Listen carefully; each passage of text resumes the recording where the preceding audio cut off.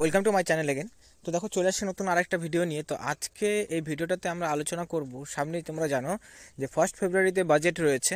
তো সেই বাজেটে অঙ্গনওয়াড়ি কর্মী এবং আশা কর্মীদের স্যালারি নিয়ে আমরা বিভিন্ন জায়গাতে বিভিন্ন রকমভাবে করে কিন্তু দেখছি যে স্যালারি ইনক্রিজ করতে পারে। দেখো, এগুলোর সত্যি কি তোমাদের বেতন বৃদ্ধি হতে পারে কি না, এটা একটা খুবই গুরুত্বপূর্ণ একটা বিষয়। সেই বিষয়টা আমরা দেখব, এবং এছাড়াও আরও নতুন নতুন অনেকগুলো তথ্য উঠে আসছে, যেমন পার্লামেন্টে এটা নিয়ে ডিসকাশন হয়েছে। তো কী যাবতীয় ডিটেলস এসছে সেটা আমরা ডিটেলস তোমাদের সাথে ভিডিওতে আলোচনা করব। এছাড়াও কেন্দ্রীয় সরকারের দ্বারা নতুন কি কি অঙ্গনওয়াড়ি ডিপার্টমেন্টে চালু হতে চলেছে সেটাও আমরা কিন্তু এই ভিডিওতে আলোচনা করব। কারণ এই যে সামনে যে বাজেটটা রয়েছে সেই বাজেটটা কিন্তু খুবই গুরুত্বপূর্ণ। তো সেই দিক দেখতে গেলে পরে মানে ইলেকশনের পর এটা কিন্তু ফার্স্ট বাজেট, সো ইম্পর্টেন্ট সেই দিক দিয়ে।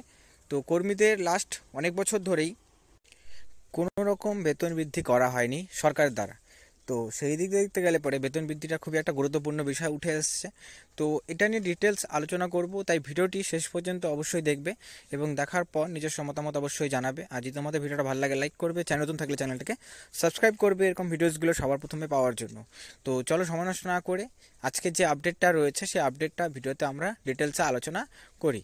তো দেখো, প্রথমত যে বিষয়টা আমাদের সবচেয়ে গুরুত্বপূর্ণ উঠে আসছে সেই বিষয়টা হচ্ছে যে অঙ্গনওয়াড়ি কর্মীদেরকে নিয়ে রিসেন্ট টাইমসে কী কী জিনিস উঠে আসছে। তো দেখো, রিসেন্টলি কিন্তু পার্লামেন্টে আবারও, যেহেতু বাজেট সামনে আসছে, তো সেক্ষেত্রে আবারও কিন্তু কর্মীদের বেতন বৃদ্ধি নিয়ে তথ্য উঠে আসছে, যেখানে মানুষের দ্বারা নির্বাচিত যে সাংসদরা রয়েছেন তারা কিন্তু এটা নিয়ে কথা উঠিয়েছেন।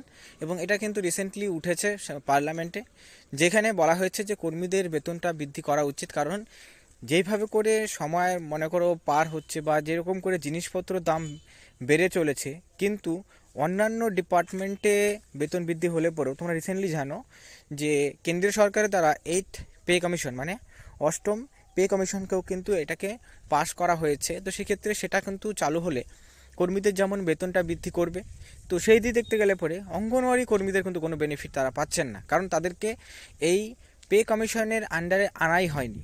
তো সবচেয়ে গুরুত্বপূর্ণ বিষয় যেটা, দেখো বেতন বৃদ্ধি তো একটা বিষয় অবশ্যই গুরুত্বপূর্ণ।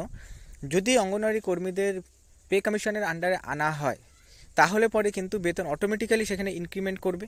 কারণ পে কমিশন আন্ডারে যে স্যালারি রয়েছে সে স্টার্টিং স্যালারি কিন্তু 18,000 টাকা করে রয়েছে। তো এটা কি আদৌ সম্ভব এই নেক্সট বাজেটে? তো দেখো, নেক্সট বাজেটে কিন্তু এটা কার্যকর হওয়ার সম্ভাবনা বলতে গেলে পরে অতটা কিন্তু নেই।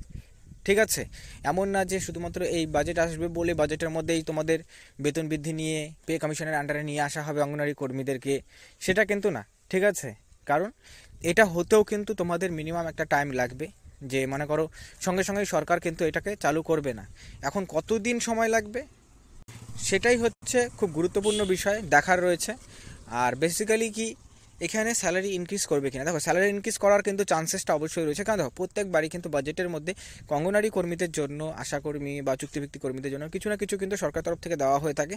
তো সেই ক্ষেত্রে এর আগের বার যে বাজেট হয়েছিল সেখানে শুধুমাত্র অঙ্গনওয়াড়ি কর্মীদের যে আয়ুষ্মান ভারত যোজনা আছে সেই যোজনার সাথেই কানেক্ট করা হয়েছিল। তো এবারও কিন্তু অঙ্গনওয়াড়ি কর্মীদের কিছু না কিছু তারা কিন্তু অবশ্যই পাবেন। সেই ক্ষেত্রে দেখার রয়েছে যে কী কী জিনিস এখানটাতে অ্যাড হতে পারে। ঠিক আছে, সবচেয়ে গুরুত্বপূর্ণ যেটা স্যালারি, তো স্যালারি ইনক্রিজ হওয়ার চান্সেসটা অবশ্যই রয়েছে, এমন যে না যে একদমই নেই। কারণ লাস্ট